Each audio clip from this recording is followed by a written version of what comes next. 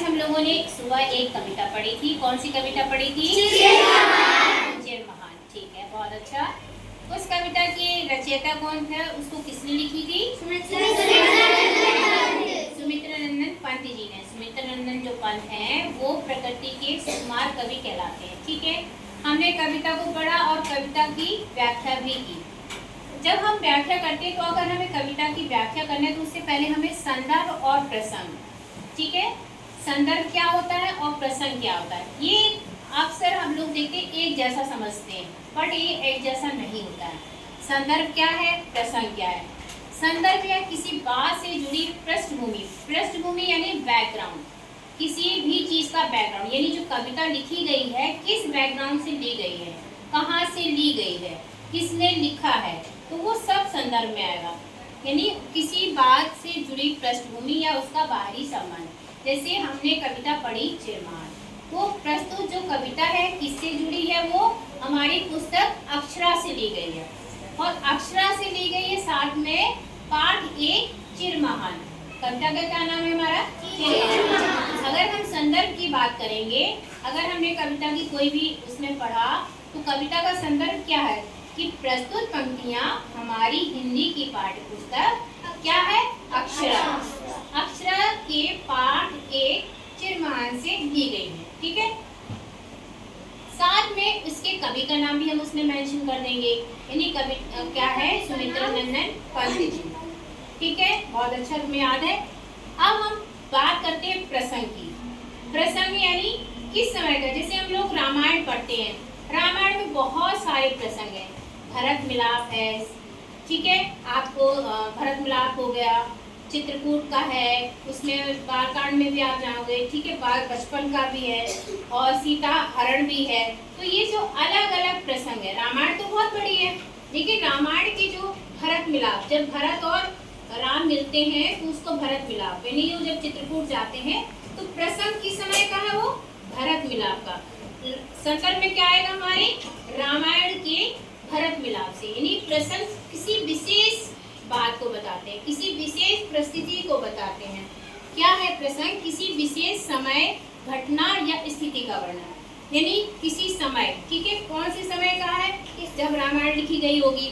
घटना कब घटी थी रामायण में? जब वो सीता जी वो जब मिलने गए थे राम जी से भरत मिलाप में, तब का है ये, ठीक है, या स्थिति या उस समय का कारण होगा। तो ये कविता जो हमारी चिरमहान कविता है, किस समय, जब हमारे पास हमारे देश में आज़ादी नहीं थी, उस समय की ली गई, ठीक है, उस समय का है। उन्होंने कविता में कवि ने बहुत ही अच्छा किया कि हम इस देश का कल्याण कैसे करें, एक अपने देश की स्थिति का, क्योंकि उस समय हमारे देश परतंत्र था, आज़ाद नहीं था, तो हमने उस समय की स्थिति का उसमें वर्णन किया गया है कि मैं अपने देश के लिए क्या क्या कर सकूं। अब इसको हम छोटे से फिर से देखें। किसी बात को समझाने के लिए दी गई पृष्ठभूमि, पृष्ठभूमि मैंने जैसा कि कहा है कि बैकग्राउंड। हम प्रसंग में संदर्भ में क्या है? हमें बैकग्राउंड बताना है। बैकग्राउंड, किसी भी कविता का बैकग्राउंड क्या होगा कि वो कविता कहाँ से ली गई है, किसने लिखी है, ठीक है, उसमें क्या बताया गया है ना, ये। अब प्रसंग में किसी विशेष घटना या परिस्थिति जिसमें वह बात या रचना कही गई हो। तो हमारी जो कविता है इसमें कवि ने एक जागरण की बात की गई है ना, कि हमें देश के प्रति जागरूकता, ये जागरण के लिए कि हमें मानवता का कल्याण धनी परित्राण होना चाहिए, ठीक है, सौंदर्यपूर्ण हो सत्य प्राण, है ना। कविता की 4 पंक्तियां सुनाओ अंकुश। चिरमहान की जरा। जीवन में जो चिरमहान सौंदर्य और सत्य प्राण है उसका प्रेमी बनना जो मानव के। देखिए कितना सही, इसके लिए क्लैपिंग करिए सब लोग। आप आगे की बताओ बेटा, खड़े हो जाओ। हाँ, इनसे लिखिए, बताएं कविता की, सुनाओ। जीवन में जो चिरमहान सौंदर्यपूर्ण और सत्य प्राण में उसका प्रेमी बनना जो मानव के समान। ठीक है, अब संदर्भ क्या है और प्रसंग क्या है, कोई बता पाएगा?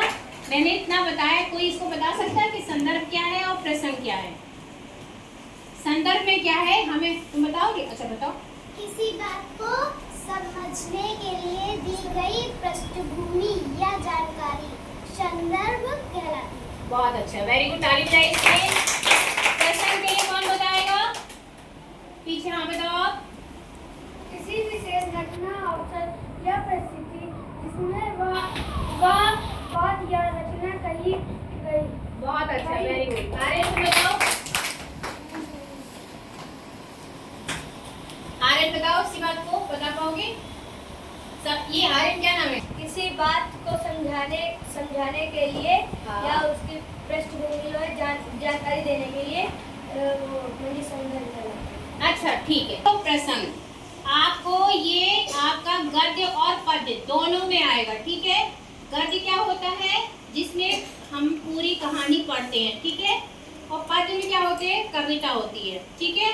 पद्य और गद्य में भी आपको मैं थोड़ा फिर से डिटेल में समझाऊंगी कि ये अभी हम लोग कविता किसमें होती है, कविता आपकी होती है पद्य में, कविताएं किसमें होती है आपकी, पद्य में होती है। और जो कहानी जो होती है सारी आपकी गद्य में, अनुच्छेद गद्य में होता है। तो इस तरह से गद्य और संदर्भ और प्रसंग आपके व्याख्या आपकी किसमें होती है, गद्य और पद दोनों में होती है। तो इस तरह से हमने आज क्या समझा, गद्य और संदर्भ और प्रसंग में अंतर। तो ये संदर्भ और प्रसंग हमारे किस किस में आते हैं, गद्य और पद्य में। पद्य क्या होते हैं, कविताएं, और गद्य क्या होती है हमारी, ठीक है। इस चीज में अंतर रखिएगा, ठीक है। और प्रसंग कोई पूछे क्या है और संदर्भ क्या है, तो ये भी जानकारी होनी चाहिए, इसलिए मैंने इसको अलग अलग करके समझाया है।